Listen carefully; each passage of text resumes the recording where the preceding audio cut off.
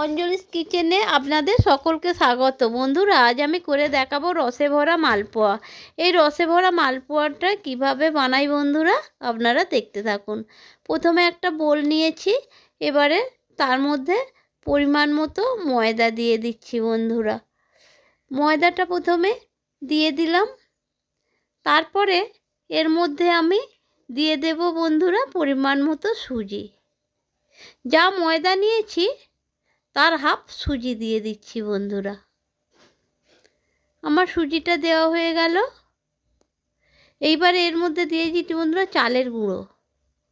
চালের গুঁড়োটা দিলে পরে বেশ একটা ক্রাঞ্চি ক্রাঞ্চি ভাব থাকে, ভালো লাগে খেতে।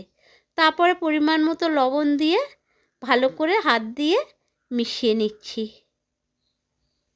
হাত দিয়ে মিশিয়ে নিয়ে বন্ধুরা এর মধ্যে দিয়ে দিচ্ছি দুধটা একটু জাল করে রেখে দিয়েছিলাম, ঠান্ডা হওয়ার পরে দুধটা দিয়ে দিচ্ছি এই ব্যাটারটা বানানোর জন্য। এইভাবে আমার ব্যাটারটা বানানো হয়ে গেল বন্ধুরা। তারপরে এর মধ্যে দিয়ে দিচ্ছি কিছুটা এলাচের দানা। তারপরে উনানে কড়াই বসিয়ে এই কড়াইয়ের মধ্যে পরিমাণ মতো দিয়ে দিচ্ছি সাদা তেল। মালপোয়াটা ভাজার জন্য সাদা তেলটা ব্যবহার করেছি বন্ধুরা। সাদা তেলটা একটু গরম হতে থাকবে, তারপরে ব্যাটারটা আমি গরম তেলের মধ্যে দিয়ে দিলাম বন্ধুরা মালপোয়াটা ভাজার জন্য। এক পিঠ হয়ে গেছে আমার, আর এক পিঠটা উল্টিয়ে দেব।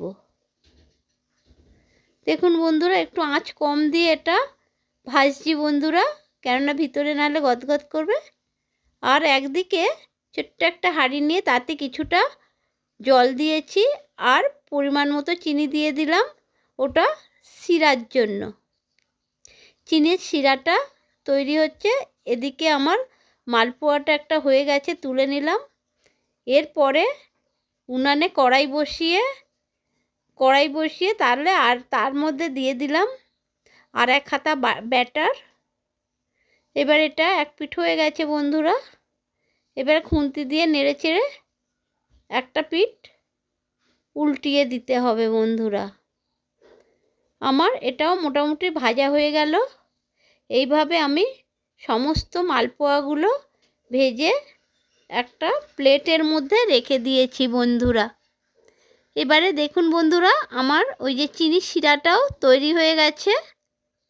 এর মধ্যে এবারে ওই ভাজা মালপোয়াগুলো এক এক করে আমি রসে ফেলে দিচ্ছি। সবগুলো রসে ফেলে দেব একটু, এর মধ্যে এই রসটা বিঁধে যাবে আর নরমও হয়ে যাবে। এইবারে আমি একটা ঢাকনা দিয়ে দিলাম। ঢাকনাটা দিয়ে তারপরে কিছুক্ষণ পরেই আমি তুলে নিচ্ছি। বেশ একটু নরম হয়ে গেছে বন্ধুরা, একটু কীরকম হয়ে গেছে, তবুও আমি আস্তে আস্তে খুবই আস্তে আস্তে তুলে নিলাম। আমার রসে ভরা মালপোয়া রেডি হয়ে গেছে বন্ধুরা। দেখুন কত সুন্দর হয়েছে, আর খেতেও খুব ভালো লাগে বন্ধুরা, ঠিক পান্তুয়ার মতো লাগে। আপনারাও এইভাবে বানিয়ে খাবেন, খুব ভালো লাগবে।